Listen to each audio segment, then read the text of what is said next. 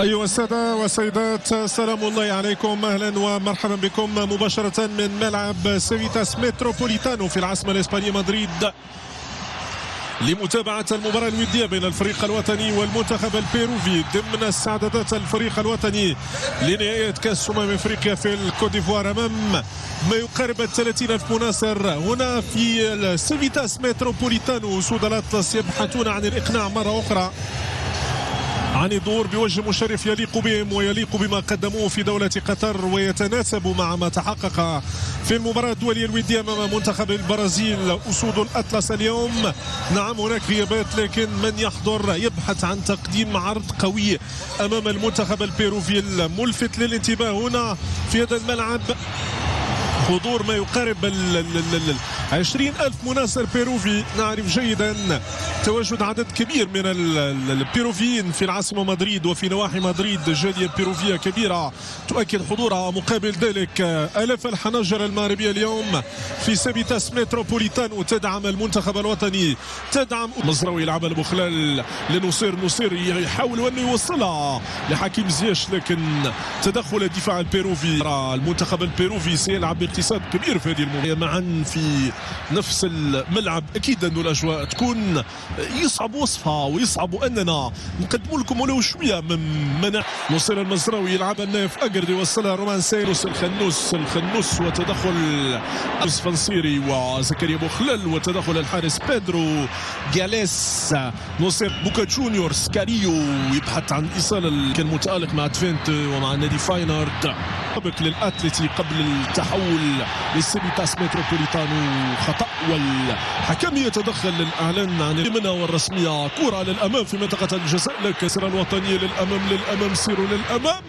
فجرد نيف يلعب للأمام لحكيم زياش. حكيم مرة أخرى تدخل ميغيل تراوكو الحكم. إمكانية للعناصر الوطنية، فرصة في منطقة كاريو نيف وكاريو للأمام، سيروا للأمام والحكم يطالب بمواصلة اللعب. يقول ما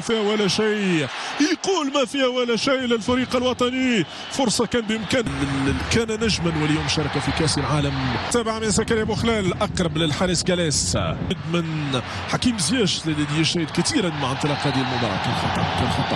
كان خطأ نعم، كان خطأ واضح والحكم يتدخل، واكيد ان له في هذه المباراه. كره نحو يوسف فنصيري صمد من الطرف الايسر يلعبها في منطقه الجزاء، لكن تمضي بعيدا عن مرمى الحارس بيدرو جاليس. هذه كره اولى في منطقه الجزاء وتدخل جاليس. طلب للكره من الطرف الايمن نصير مزراوي. لا كان بالامكان وان يكون افضل مما كان في الكره الماضيه. يوسف لتوقيع الهدف الاول في هذه المباراه، وجاليس مره اخرى يبعدها. جاليس يبعد الخطوره عن مرمى المنتخب البيروفي. ضرب ريناتو، كره للامام وياسين بونو يتدخل. المنتخب البيروفي والمتابعه من نيفاجارد والحارس كثير. كره يوسف فنصيري حاولوا ان يلعبها بالراس نحو مرمى بيدرو جاليس، لكن الفريق الوطني للامام، لكن راي مرفوعه. يمر من الطرف الايسر للفريق الاخر. كره من بلال والتغطية من دفاع المنتخب البيروفي. والكرة ضربة مرمى للحارس بيدرو للأمام وتدخل نيفاجارد. نزولي الحكيم زياش يلعبها حكيم زياش وسفيان امرابط تسلل، والبقية يتكفل بها نيفاجارد يتدخل يعطي الله والتغطية من دفاع كريم نصير. يلا يا نصير، كرتك يا نصير. ويوسف فنصيري وتدخل دفاع المنتخب البيروفي. تضيع فرصة أخرى للفريق الوطني. كان زياش يلعبها والمتابعة السنسولي. عندك المساحة للتمرير، تسديدة عابرة لكل الحواجز من حكيم زياش. كان حكيم يسير وحيدا. الكرة وما زال الخطورة للعناصر الوطنية. بلال يسدد لكن بعيدا عن مرمى المنتخب البيروفي. فرصة أخرى تضيع للفريق الوطني في الجولة الأولى. حكيم يلعبها وجرى للحارس البيرو نحو عبد الصمد تصل من جديد للمنتخب البيروفي. ميغيل تراوكو زياش ماذا سيقوم به حكيم؟ يسدد وتدخل دفاع المنتخب البيروفي. لو لم ترتد من دفاع المنتخب رومان نايف يغطي، ولما يخطئ نايف تجد رومان البيروفي من جديد كرة لكاريو، والخطأ يعلن عنه حكم المباراة لمصلحة المنتخب البيروفي في منطقة الجزاء. والمتابعة في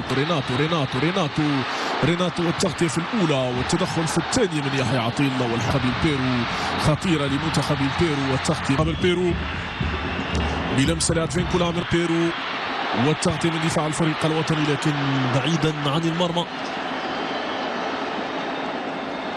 لاعب البوكا جونيورز أدفينكولا لاعب سابق لرايو من زكريا مخلل يلحق الكورتو، والكرة تصل لزكريا مخلل وصير المزروي. كان هناك خطأ والحكم ما فضلش انه يمنح الامتياز في الكرة. فرصة بيروفية من الطرف الايسر في منطقة الجزاء، والتدرب لمنتخب البيرو والمتابعة من فجر.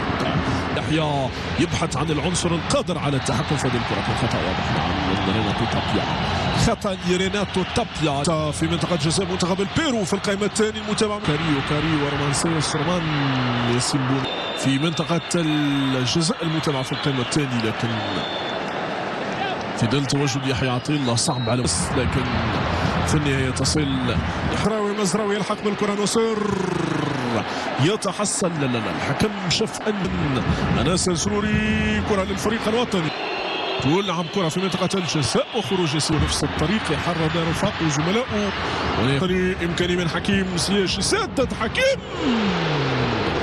حكيم ما مشاتش بعيد. الكرة الماضية لزياش كان بإمكانه أن يجعل المدرجات كرة في منطقة الجزاء لكنها ضائعة. عبد الرزاق حمد الله، سفيان أمرابات، أكثر اللاعبين الصابري. فيها خطأ الحكم قال ما فيها ولا شيء.